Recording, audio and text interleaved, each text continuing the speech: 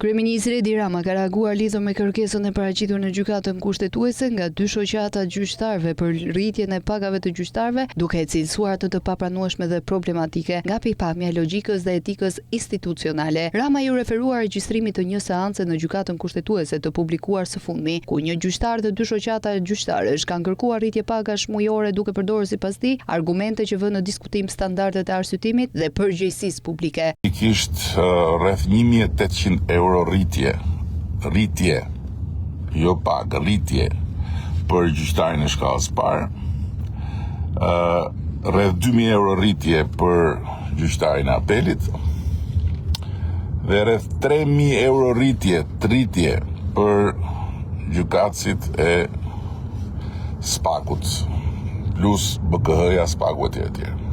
E duhet të në faktu që Spaku nuk i është bashkuar kësaj iniciative absurde dhe kjo i bën respekt natyrisht. Këtu jemi.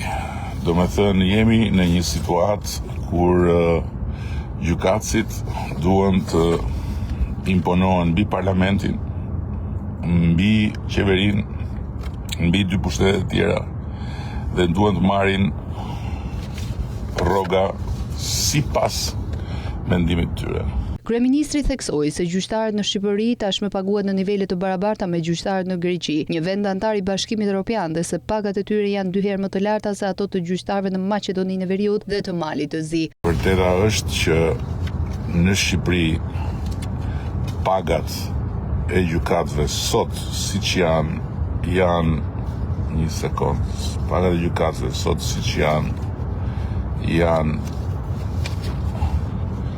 të njëjta me pagat e gjykatëve në Greqi, në një vend të Bashkimit Evropian.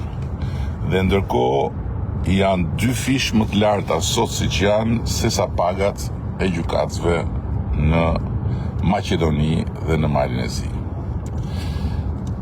Në ndërkohë, një tjetër thot na vini një vlerë fikse, thot, se si mund t'i lihet, thot, ekzekutivit apo legislativit sa herë t'u teket për t'i arritur. Pra duhet një sistem reference. Pra 2016, kur ne zgjodhëm një sistem reference, i cili ishte i bazuar në qëllimin e mirë dhe të madh që gjykatësve t'u jepnim paga më të larta se të tjerët për të mbështetur pavarësinë e shpallur me reformën të tyre, dhe në këtë mënyrë i ngritëm mbi presidentin e Republikës, mbi deputetët, mbi të gjithë të tjerët, për t'ju dhënë një sinjal shumë të fortë të vullnetit për të pasur